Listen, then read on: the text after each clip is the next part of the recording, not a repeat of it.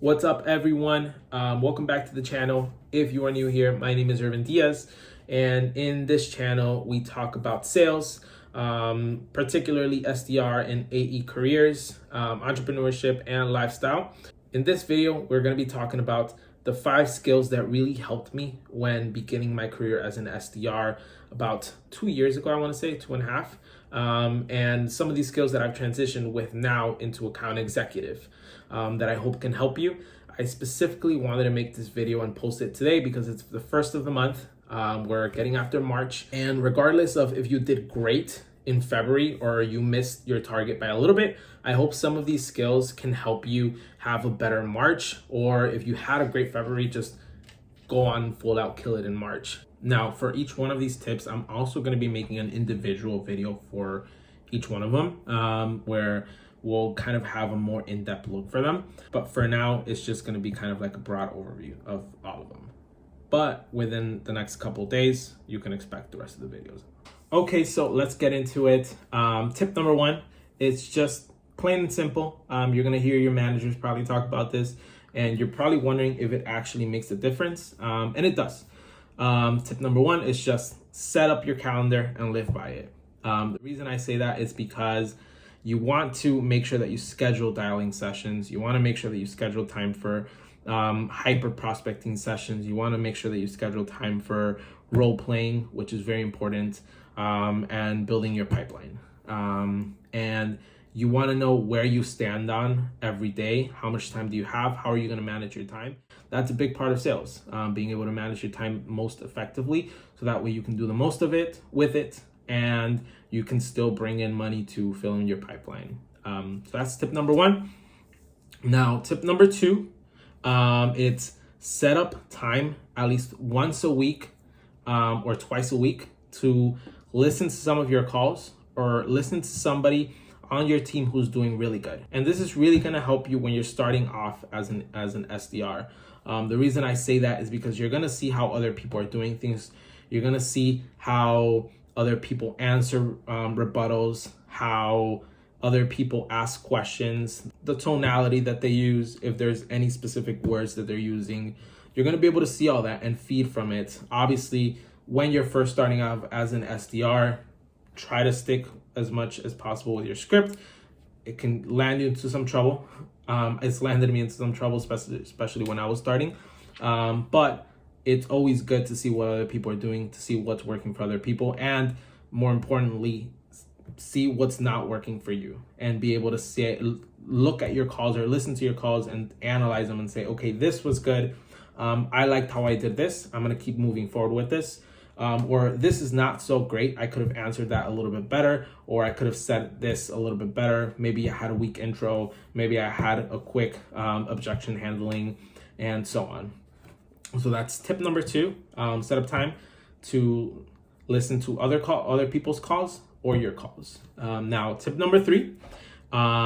This is something that I learned from my first manager and my first gig ever as an SDR, and to this day, I still carry it over into account executive.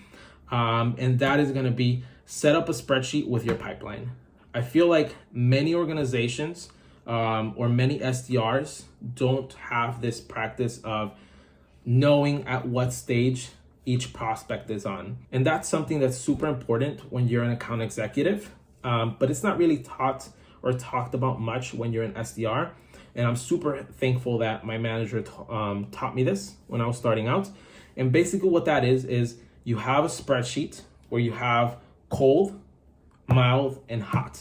So cold is people that maybe you've talked to the gatekeeper, you got a little bit of information from them, but there's nothing really there yet.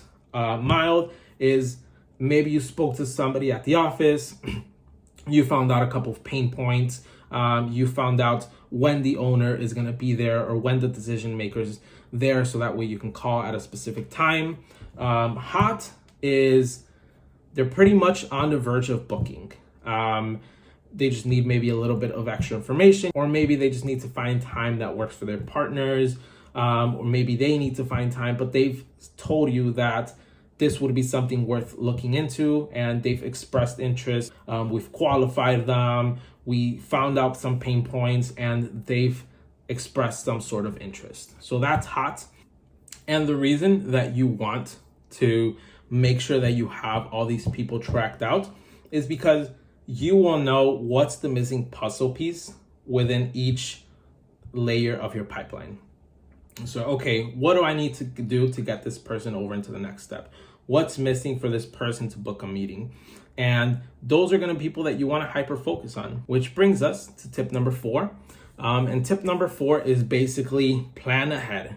And what I mean by this is don't go into your next day just relying on your cadence or just relying on, let's see who picks up the phone today. Know who you're going to call. Be intentional about your day. Say, okay, I looked at my pipeline. I know what's the low-hanging fruit, the people that are super close to booking. I also know who are the people in the middle and who are the people that I need a little bit more work. So make sure that you have specific sessions in your calendar scheduled out for these people. Because when you have a bad day, nobody picked up, or maybe you had a lot of people hang up on you, it's always good to go back to those low-hanging fruits, those people that you can at least get a win for your day in moving through the pipeline. There are going to be days when you don't have bookings. And on those days specifically, it's great to have some sort of wins, even if it just means moving somebody through your pipeline into the next stage. And our final tip number 5, is something that might be a little bit controversial. Lots of organizations will tell you gatekeepers are your friends. Try to make the most of your relationship or build a relationship with them. Some organizations will tell you F the gatekeepers. They're not your friends. They're there to keep you out. I stand somewhere in the middle. I know realistically that person is there to screen the calls, though, to make sure that the calls that are not worth their boss's time don't get through and waste his or her time. But I also know that the gatekeeper has some sort of information. They're the first point of contact most of the times in that business, and I can get something out of them. So tip number 5 is to try to make the most out of your call.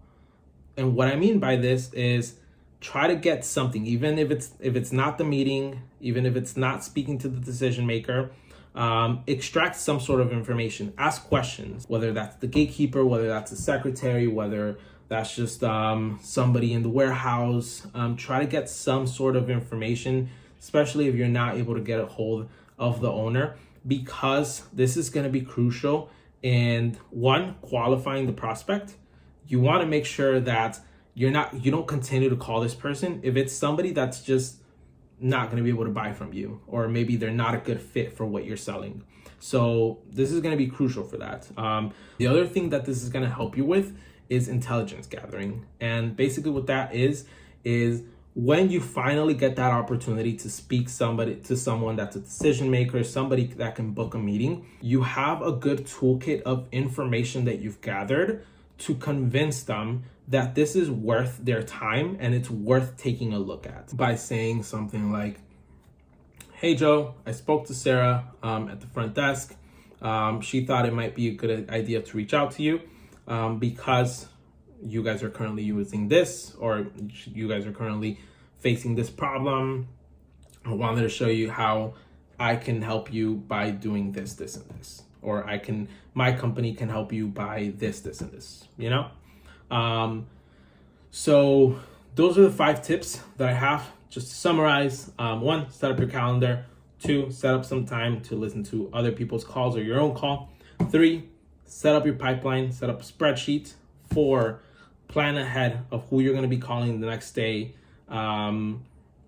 This goes hand to hand with the pipeline spreadsheet. And 5, try to make the most out of every single call. Extract some sort of information.